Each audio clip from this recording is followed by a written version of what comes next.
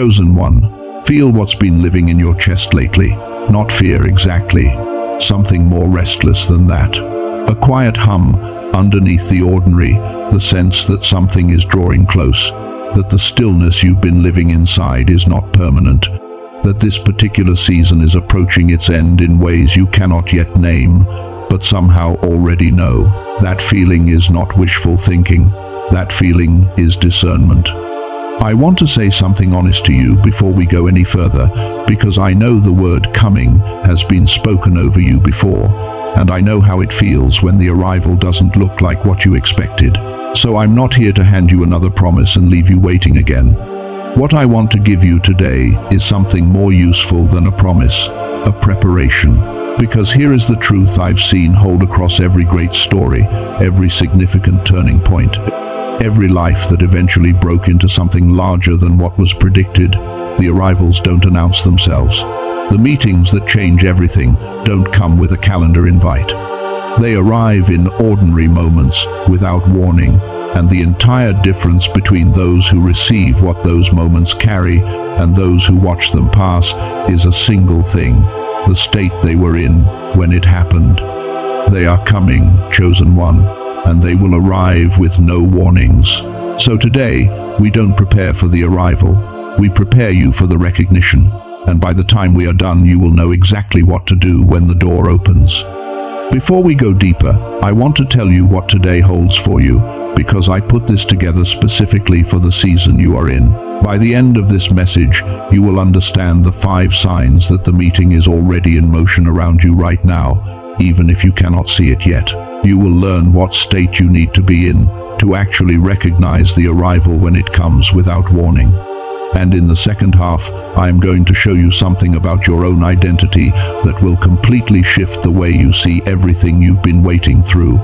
Every part of this builds. Stay until the end. What comes later is the part that changes things. Now I want to start with something that might be hard to hear at first, but stay with me, because the other side of what I'm about to say will change how you see every single day you've spent in the quiet. You have been misreading your season, not because you're unaware, not because you're faithless, but because the silence of a preparation season looks almost identical to the silence of being forgotten, and almost no one explains the difference. Think about where you are right now. Maybe it's late. Maybe you've gone through another stretch of days that felt like they were supposed to add up to something but didn't quite land the way you expected. There's that familiar weight, the kind you carry alone because you can't fully explain it to the people around you. And there's a thought that loops back in the quiet, the one that sounds something like, maybe I waited too long, maybe the season already passed while I was still trying to figure myself out. Maybe the connections I've been sensing are just my own longing, building a story to help me survive the silence. I know exactly where that thought lives. I know what time of night it visits. But here is what that thought is getting wrong. It assumes silence means absence, and it doesn't. Silence, in the seasons that matter most, is not the absence of movement. It is the sound of movement happening below the surface underground, where you cannot see it yet, but where everything that actually lasts gets built first. Think about what a seed looks like in the dark, after it's been planted and before it breaks through the soil. From the outside, nothing, just stillness. But underneath, every system in that seed is reorganizing. Everything is being prepared for a specific moment when the conditions are exactly right for emergence. The longest silence in the seed's whole life is the time right before it becomes visible. Your season has not been wasted. Your season has been building something that had to be built this way in the quiet, beneath what anyone could see, including you. And here is what I want to show you right now, because when you know what to look for, you will realize the movement has already begun. The meeting is already in motion around you, drawing close, and most people in your exact position miss the signs entirely because they are looking in the wrong direction. The first sign is a restlessness that won't settle no matter how busy you get or how much you try to quiet it. Not anxiety, not depression. Something more like proximity, like you are standing next to a door and you can feel the air pressure shifting because something on the other side is already moving. If you've been carrying that feeling lately, a low, persistent hum of anticipation that you cannot fully explain, that is not random noise, that is information. The second sign is that certain connections in your life have been falling away with an unusual ease.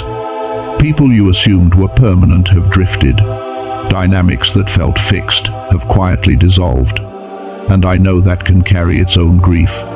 But here is what that clearing actually is. The force that is navigating your path does not bring new connections into a space that is already full. What is leaving is making room. What is ending is not rejection. It is preparation.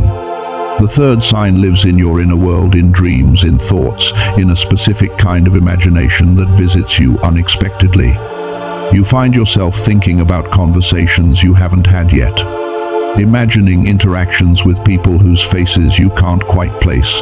Something in you is already rehearsing a meeting that hasn't happened in the physical yet. That is not fantasy. That is foresight. The fourth sign is a particular kind of loneliness. Not the heavy, general loneliness of someone who feels invisible. Something more precise than that. A loneliness that feels like missing someone you haven't met yet. Like there is a specific absence, a particular shape that nothing in your current life fills. That feeling exists because the connection it is pointing toward is real. You don't miss things that don't exist. You miss things that belong to you, but haven't arrived yet. And the fifth sign, this one almost never gets named. You have been getting more sensitive, more attuned, noticing more, feeling things before they're explained, picking up on undercurrents that slip past most people. The world may have taught you that sensitivity is something to manage. It is not. For someone in your position right now, sensitivity is equipment. It is exactly what you will need to recognize the meeting when it arrives without an announcement. Now, I want to be careful here because I take these things seriously. Not all 5 of these will apply to you. Take what resonates, leave what doesn't. I'm not here to manufacture a certainty that doesn't belong to you. I'm here to show you a pattern and to let you decide for yourself if it matches what you're actually experiencing. And here is what I want you to notice. Across every meaningful turning point in recorded history, across every life that went through a long quiet before a sudden emergence, these same signs show up, always. Joseph knew this. Not because he was told in advance, because he was present enough to respond when the moment arrived. You know his story. Betrayed by the people who were supposed to protect him, thrown into a pit, sold to strangers, heading somewhere he'd never been. And for years, nothing in his outer world matched the inner knowing he had been carrying. The silence was long. The confusion was real. The question of whether it was actually going to happen had to visit him more than once. And then, without announcement, without warning, without a sign from the sky, the moment came. Not as a dramatic event, as a caravan passing by. Ordinary travelers on an ordinary road, going from one place to another. But the route they chose, the day they left, the path they happened to follow, none of it was actually ordinary. It was a force navigating 2 separate stories toward the same coordinate at the same time. Joseph didn't know it was the moment when it was the moment. He was simply present, still, open. And because he was in the right state, he didn't miss it. That is everything. That alone, understanding that your silence is signal, that the signs around you are real, that the pattern you are living has always broken open. This way, that truth alone would be enough for today. It is worth the whole season you've been through. But there is something underneath this that changes the picture even further, and I need to walk you through it carefully, because this next part is what most people never understand, and it is exactly why most divine appointments are missed, even when they do arrive. Here is the question I want you to sit with. What if arrivals don't fail to come, but fail to be recognized? What if, more than once, something arrived in your life, a connection, a moment, a door quietly opening, and you simply weren't in the state required to see it for what it actually was? There are two fundamentally different ways of paying attention, and the difference between them determines everything. The first is reactive attention. This is the attention that is always scanning for what's wrong, always running the present through the filter of everything that hurt in the past, always on guard. It is the state most of us live in most of the time, especially those of us who have been through a long, hard season. It is the state where we are technically awake, but not truly open. And here is the critical thing about reactive attention. It cannot recognize a new pattern, because it is always looking for confirmation of an old one.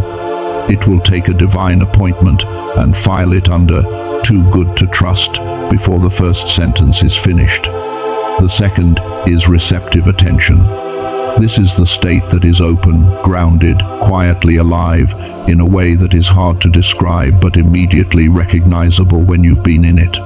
It is the state of heightened intuition, the one where you notice the right thing at the right moment, where an ordinary conversation turns out to contain exactly what you needed, where the unremarkable moment reveals itself as the one that mattered. This is not passivity. It is an active, tuned, present tense aliveness, and it is the state that divine appointments are designed to land in.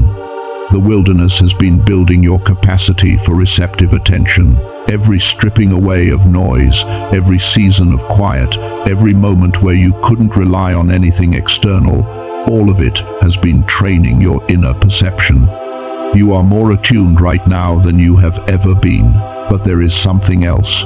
Because neuroscientists studying the brains of people who report high states of perception, people who describe sudden clarity, unusual synchronicities, that deep knowing feeling. Right before something significant happens, they found something consistent, a specific brainwave state. They call it gamma. It is the highest frequency brain state that has been measured, associated with heightened awareness, pattern recognition, and what many people describe as being fully, almost supernaturally present in the moment. Here is what makes this remarkable. Children operate in gamma naturally. You did too, once.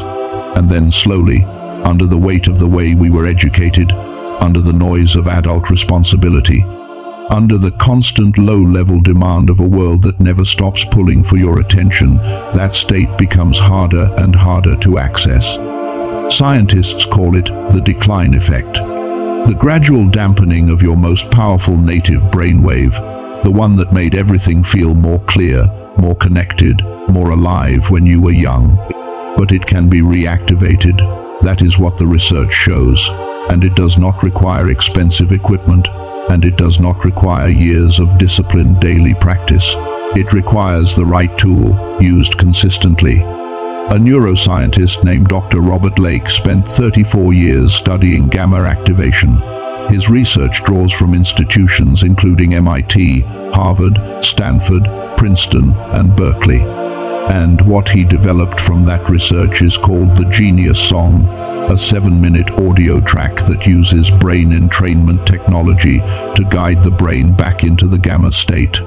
You put on headphones, close your eyes, and listen. That is the entire practice. More than 18,000 people have used it. And what they report across different backgrounds, different beliefs, different circumstances, follows a pattern that will sound familiar to you by now. Increased clarity, a sharpened sense of intuition, unusual synchronicities in the days following, the experience of being more awake, more present, more able to recognize what is actually in front of them in real time. I want to be honest with you about what this is. It is a tool, not a miracle. It does not create divine appointments. Nothing can do that. What it does is support the quality of attention you bring into your ordinary moments. And since ordinary moments are exactly where divine appointments arrive, unannounced, that matters more than it might initially seem. To give you a sense of what accessing gamma professionally would cost otherwise, biofeedback therapy runs around $300 per hour. Equipment for home use can reach $7,000. Doctor, Lake compressed 34 years of research into a 7-minute audio that anyone can access from wherever they are right now. The original price for that is $49. But for those receiving this specific message, he made it available for $39, a price that exists only here, not on Amazon, not anywhere else you might go looking. And with that you receive 4 bonuses at no additional cost. The first is Genius Child, an audio track designed for younger minds. The second is the original book that inspired the film, The Secret. It sells for $20 on its own, and it is more grounded and practical than most people expect. The third is a guided visualization walking through 4 areas of life: finances, love, health, and happiness. And the fourth is an infographic, the 5 most important habits for building a life aligned with your actual purpose. Something you can print and keep visible.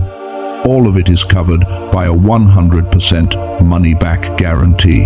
You can use it as many times as you want before you decide.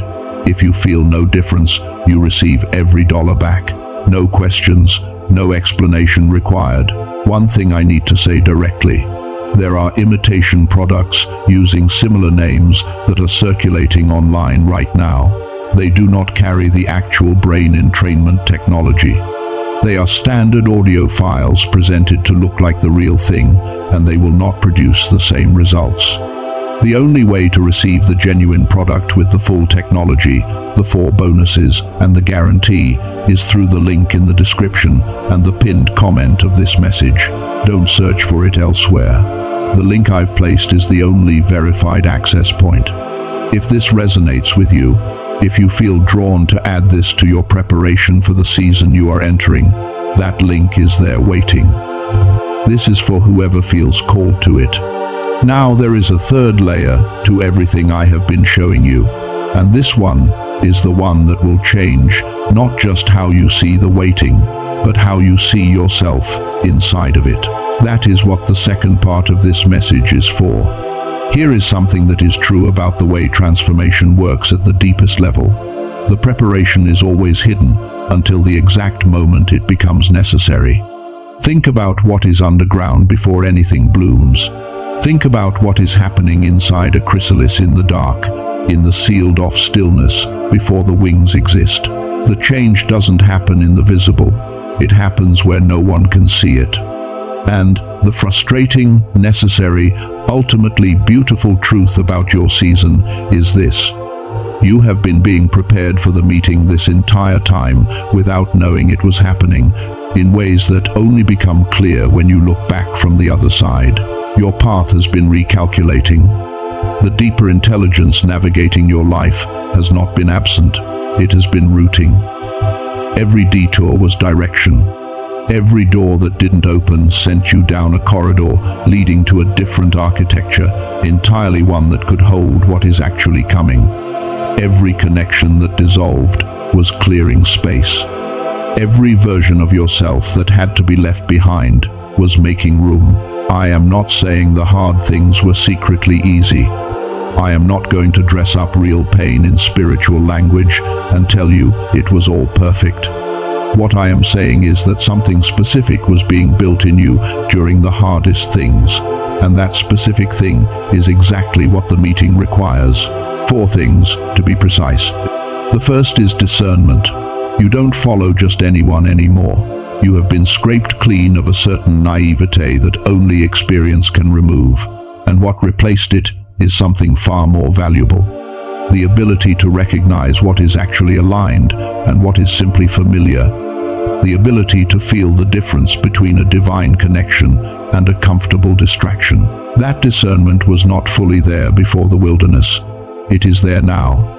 And the meeting that is coming requires someone who can tell the difference in real time, without a long deliberation process, without needing someone else to confirm it first. The second thing the wilderness built is groundedness. You know how to be in yourself now without needing constant external confirmation. You have spent enough time in the quiet that you can actually hear your own interior. Most people cannot. Most people are so filled with noise, the noise of comparison, of performance, of needing to be seen, that when something genuinely significant shows up, they cannot distinguish it from everything else around them. You can, because the quiet trained you. The third thing is a capacity for depth. Conversations that used to satisfy no longer do. Connections that lack substance feel hollow in a way they didn't before. This is not you becoming difficult. This is you being calibrated for something real.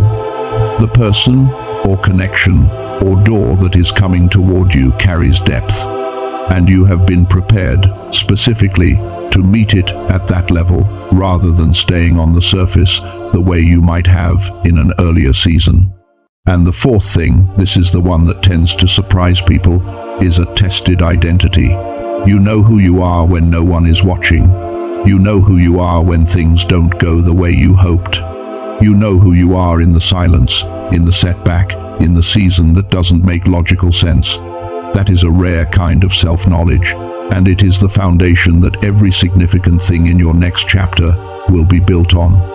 Now, I want to pause here, because I also want to name something that might be living underneath all of this. Something that doesn't always get said out loud, but that I think needs to be said. There is a fear. It is the fear that runs beneath the waiting, beneath the preparation, beneath even the hope. It sounds like this: what if I miss it? What if I've been through all of this, and when the moment finally comes, something in me, some old wound, some old story, some reflex I built a long time ago to protect myself, doesn't let me receive it? What if I'm close, but still not ready enough? That fear is real, and it makes complete sense that it's there. But here is what that fear is actually revealing. It is an old story that forgot to update itself. It is a pattern from a previous version of your life, trying to manage a future it doesn't belong to. The version of you that was left behind, the one that learned to expect disappointment, the one that decided it was safer to want less, the one that closed when it should have stayed open. That version does not get to decide what the current you receives. I want you to do one thing with that fear right now. Don't fight it. Don't push it down. Just let it surface for a moment, and then, quietly, wherever you are, say this: that story is no longer mine. Not loud, not dramatic. Just the quiet, clear setting down of something that has been heavy for a long time. Feel the weight of it lift. That is the last thing that needed to go before you could hold what I'm about to show you. Chosen one, this is the part everything has been building toward, and I want you to let it arrive slowly. You have been thinking about this season as waiting for them, waiting for the connection, the arrival, the person, the open door, the confirmation. You have been positioned in your mind as the receiver, and they are the ones who need to come. I want to gently turn that around, because here is the full picture. They have also been waiting. Whoever is being routed toward you, that person, that connection, that specific appointment, they have also been in a wilderness. They have also been lying awake, asking the same questions you've been asking. They have also been shaped and tested and refined into something more than they were when the season started. They have also wondered if the waiting would ever end. And the same force that has been navigating your path has been navigating theirs, routing both of you toward the same coordinate, toward a single meeting point where two prepared people find each other for the first time, and something in both of them recognizes, there you are. I've been looking for you. I didn't know your face, but I knew this feeling. You are not a passive receiver in this story. You are a destination. You have been being prepared as a place where something can land, a frequency that a specific other frequency recognizes. And the meeting that is coming is not just something that happens to you. It is something that happens through you. It requires exactly what you became in the quiet, not a previous version of you. This version, the one that came out of the wilderness knowing what it knows. Let me tell you who you are in this meeting. You are a seer. You have been trained in the invisible. You notice what most people walk right past. You pick up on what is happening beneath the surface before anyone has named it out loud. The meeting that is coming to you requires someone with that kind of perception, someone who can recognize it in an ordinary moment without needing it to announce itself. That someone is you. You are a bridge. You were built to connect things that were previously separated. Worlds, people, ideas, possibilities that had no way of reaching each other before you existed. That feeling of living between two places, the in-betweenness of your season, the sense of belonging to something you haven't fully stepped into yet, that was not a mistake. You were being shaped into the living connection between what was and what's coming. The meeting that arrives is not accidental. It is a bridge, finding both of its ends at the same time. You are a pioneer. You go first. The meeting and the breakthrough that arrives in your life is not only for you, it is a model. It is proof to everyone who comes after you, who is still in the early wilderness season, still wondering if it ever breaks open, that this kind of arrival is real. Your story becomes permission for others. What you receive and how you receive it becomes a map someone else will follow. And you are a peacemaker. There is a specific quality to the way you carry yourself, something that was softened and settled in the wilderness, something that came from learning to be still when everything around you was uncertain. That quality brings peace into the spaces you enter. The person being routed toward you is not just coming toward a project or a position or even a relationship. They are coming toward a rest they have not been able to find anywhere else. They are coming toward a home that happens to be you. This is who you are, chosen one. This is what the season built. The silence made you still enough to be found. The preparation made you ready to give, not just to receive. And every ordinary moment from here forward carries the same potential, because the arrivals are always ordinary on the outside. They don't wear signs, they don't glow. They show up in conversations at unremarkable times, and in meetings that almost didn't happen, and in moments you might have been scrolling right past. The difference between the person who receives the appointment and the one who doesn't is not luck. It is readiness. It is the quality of attention you bring into the room. It is knowing who you are clearly enough that you recognize what matches you when it finally shows up. You are ready. Not because everything is figured out, but because you know who you are, you know what you are carrying, and you know what it is for. This is not the end of a waiting season. This is the completion of a preparation season. And what comes next arrives the way everything significant arrives, without warning, which means the time is now. I want to close this time together the way it deserves to be closed, not quickly, not casually. I want to speak over you, and if you feel drawn to receive this wherever you are, however you're listening, I invite you to be still for a moment and just let these words land. God, the source, the force that has been navigating every step of this path, we come to this moment together. We don't come with performance. We don't come with a perfect record. We come exactly as we are, marked by the waiting, shaped by the wilderness, and standing at the edge of something we can feel but cannot yet fully see. And we begin with gratitude. Thank you for the season that felt like silence. Thank you for every day that seemed to lead nowhere but was actually leading here. Thank you for the things that fell apart that needed to fall apart, and for the things that held together that could only hold because of what was being built underneath. We say thank you for the wilderness, not because it was easy, but because it was faithful, because every day of it was an investment in a future we are now standing at the threshold of. You saw every night spent wondering. You saw every prayer that felt like it disappeared without an answer. You saw the faithfulness in the small moments, the choice to keep going when stopping made more sense, the choice to remain open when closing was the easier thing to do, the choice to believe when there was nothing visible to believe in. Every one of those moments was seen. Every single one of them is woven into what's coming. And now it is time to put down what we no longer need to carry. We release the old story of being left behind. Release the old ceiling that said good things don't stay for people like us. Release the fear of finally being close and still somehow missing it. Release, the comparison to everyone else's timeline that made the waiting feel like a verdict.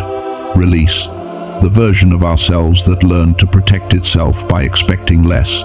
Release, every wound that taught us to close when we were actually meant to open. Release, and every delay that we mistook for a permanent answer. Release, it is done. That weight is no longer ours to carry. And now we activate. We activate the seer, the one who perceives what others walk past, who recognizes the divine appointment in the unremarkable moment. Let that capacity come fully alive right now and stay alive in every ordinary day ahead. We activate the bridge. We declare that the routes being recalculated right now are converging, and you are the meeting point. What is meant to connect, let it connect now. We call in every right connection that belongs to this season, every person being routed, every door being unlocked, every confirmation that has been held in reserve. We say, the path is clear, the space is ready. What is meant to arrive, arrive now. We align provision with purpose. We declare that what is coming carries not only connection but confirmation that the waiting was real, that the preparation was real, and that the identity built in the quiet is exactly what this moment required all along. And we protect what is rising. We guard the emergence. We cover what has been built in the hidden season from premature exposure and from the pull of self-doubt. What has been lifted, let nothing drag it back down. I am a meeting place. I am a destination. I am the one being routed toward and the one who will recognize the arrival. I am not too late. I am not behind. I am exactly where I need to be for what is already on its way. We are those who recognize the appointment when it comes. We are those who were shaped in the quiet for a purpose that is larger than ourselves. We are ready. It is done. It is sealed. What belongs to this season is already in motion, and so it is. Amen. If something shifted in you during this message, even something small, even just a loosening of a weight you've been carrying, I want you to do one thing right now. Type the word "ready" in the comments. Just that one word. Let it be your declaration that you are no longer waiting in the dark. You are waiting with your eyes open. And if you know someone who is deep in a wilderness season right now, someone who has been asking if the meeting will ever actually come, send this to them today. Don't wait for the perfect moment. The right moment is now. The Genius Song link is in the description and the pinned comment below for those who feel called to support the state of receptive attention we talked about today. It is there for whoever is ready for it. Chosen one, your next ordinary moment could be the one. Walk into it like you believe that.